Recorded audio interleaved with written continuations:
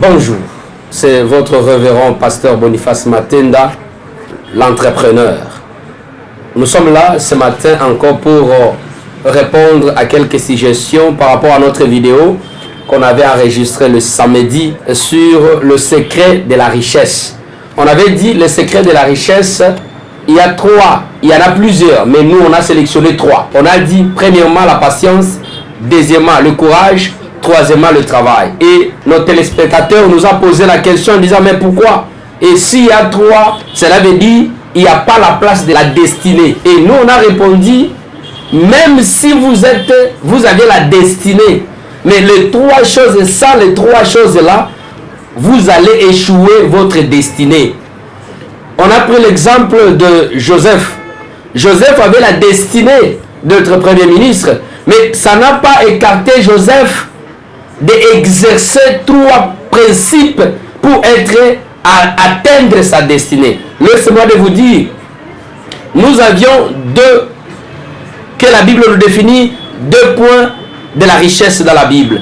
Il y a la richesse matérielle qui est terrestre et il y a la richesse spirituelle qui est céleste. C'est quoi? Pour atteindre la richesse terrestre, il faut respecter les trois conditions, mon frère.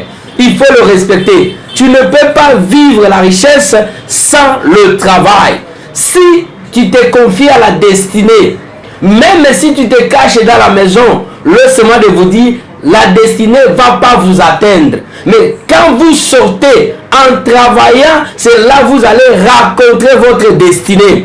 Regarde l'exemple de Joseph. Joseph avait la destinée en lui, avec plusieurs songes, avec plusieurs promesses. Mais ça n'a pas dit que non, Joseph reste sur le pied de son père.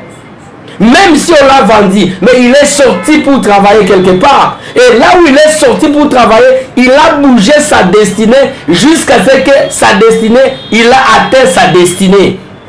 Et comment nous on atteint notre destinée? Quand vous êtes en action. Et quand vous êtes en action, c'est par là que vous allez atteindre la destinée. Souvenez-vous, j'avais dit à notre vidéo, j'avais dit que au début, Dieu nous a créés riches. Parce que lui, Dieu, il est riche.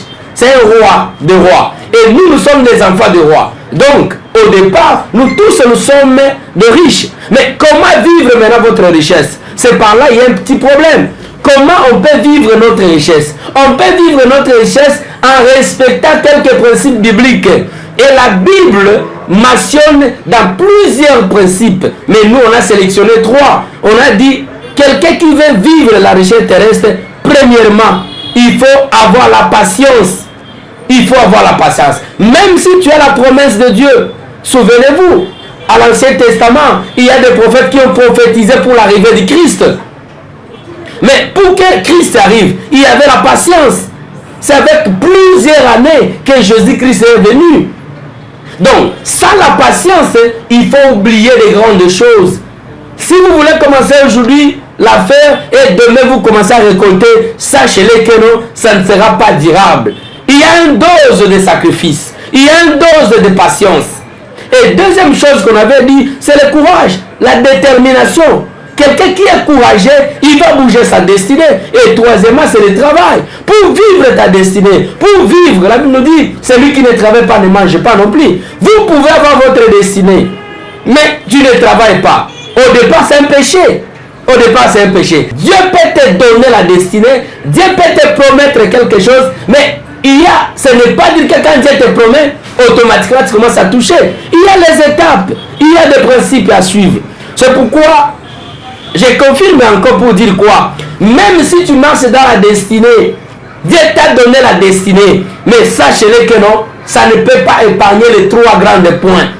On rappelle encore en disant quoi? Si vous voulez être riche, il faut savoir respecter le principe biblique. Il faut savoir respecter le principe universel. Universel. C'est quoi le principe universel? Il faut travailler pour gagner. Il faut investir pour gagner.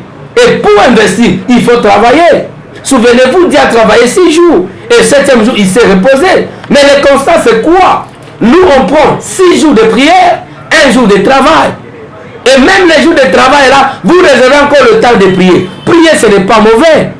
Mais la foi sans l'acte, ce n'est pas la foi. Et la foi, c'est quoi? Je peux prier le matin et pendant la journée, j'entre en action. Et quand j'entre en action, Dieu va exaucer ma prière. Et je vous avais dit la fois passée, Dieu ne bénit pas l'homme, mais Dieu bénit les fruits des mains de l'homme. Il bénit le travail de l'homme. C'est pourquoi je vous motive ce matin. Je vous motive encore, mon frère qui me suit maintenant là. Tu peux prier du lundi au dimanche, de 6h à 23h à minuit. Sache-le que tu seras fort spirituellement. Tu vas chasser les démons. Tu vas faire des miracles. Mais pour être riche, ça n'arrivera pas pour toi. Seule chose qui peut arriver chez toi, c'est mettre la foi en action. La foi mettre en action. Tu as besoin de richesse. Travailler, que Dieu va bénir ton travail. Mets la foi en action. Fais quelque chose, Dieu va te bénir. La Bible nous dit, Dieu a donné l'exemple. Il a semé dans telle terre, dans telle terre, dans telle terre, et telle terre a produit. Est-ce que depuis que tu te plains dans l'église, tu es tout le temps à l'église, tu balayes l'église, tu arranges les instruments de l'église, tu viens, tu fermes l'église, ce n'est pas mauvais. Est-ce que tu vas gagner le pain? Ça, c'est notre problème. Mais pour gagner le pain, pour être riche, c'est travailler. Travailler, mon frère. On ne peut pas dire que non. Tu commences à murmurer en disant que non. Est-ce que c'est réellement Dieu qui m'a appelé? Oui, c'est Dieu qui t'a appelé. Mais respectez les principes de la vie.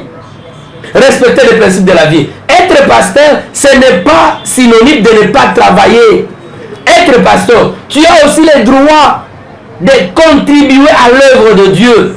Ce n'est pas seulement les brebis, ce n'est pas seulement ton entourage qui construit l'église, qui achète des micros, qui achète des baffes. La Bible nous dit, l'évangile est gratuit. Mais l'évangélisation coûte énormément. Et pour que l'évangélisation atteigne l'objectif, ça doit demander les moyens. D'où viennent les moyens? C'est en travaillant.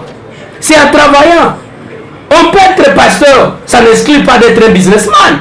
Tu peux être un pasteur, ça n'inscrit pas d'être cultivateur. Tu peux être un pasteur, ça n'inscrit pas être avocat. Tu peux être un pasteur, ça n'inscrit pas d'être magistrat. Mais l'essentiel, c'est quoi?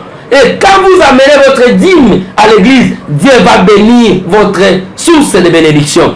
Les sources de bénédiction, c'est quoi? C'est le travail. C'est pourquoi je rappelle encore pour dire que non, il y a trois principes, mon frère. Il y a la patience, le courage et le travail. Si vous répondez dans trois principes-là, laissez-moi de vous dire, vous ne mourrez jamais et jamais pauvre.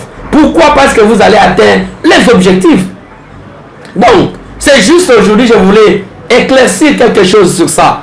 C'est la suite de notre vidéo qu'on avait tournée le samedi.